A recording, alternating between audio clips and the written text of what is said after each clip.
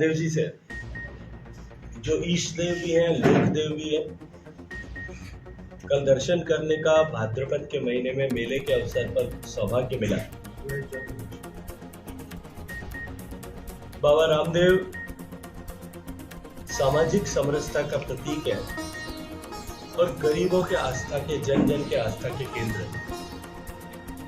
बाबा रामदेव की कृपा सब पर बनी रहे, उनके आशीर्वाद से सभी के घर में खुशहाली आए, सभी के घर में शांति हो, संपन्नता हो और हम सब मिलकर के देश को उन्नत करने का जो संकल्प लेकर के, देश को विकसित करने का जो संकल्प लेकर के माननीय प्रधानमंत्री नरेंद्र मोदी के नेतृत्व में चले, वो हमारा संकल्प सिद्ध हो, ऐसी बाबा से आशीर्वाद की कामना की है। रात्रि में देर रात जैसलमेर पहुंचना हुआ था। कर्नल सोनाराम चौधरी साहब जो 2014 से लेकर के 2019 में भारतीय जनता पार्टी के सांसद के नाते संसद में हमारे साथी थे, उनके एसआई में एक निधन के चलते हुए शोक संवेदनाएं व्यक्त करने और परिवार के साथ में दुख को साझा करने के निमित्त आज मौनगढ़ जाने का कार्यक्रम है। इससे पहले यहाँ जैसलमेर में अधिकारियों के साथ में बैठकर के एएसआई और डिस्ट्रिक्ट एडमिनिस्ट्रेशन के साथ बैठकर किस तरह से यहाँ जो जैसलमेर का किला है, इसके संरक्षण की गतिविधियों को तेज किया जा सकता है। इसके आस पड़ोस में जितना इलीगल कंस्ट्रक्शन जो रेस्ट्रिक्टेड एंड प्रोहिबिटेड एरिया में पिछले दिनों में हुआ, उस सब को हटाने की क्या कवायद की जा सकती है, इन सब पर विस्तार से चर्चा हुई है।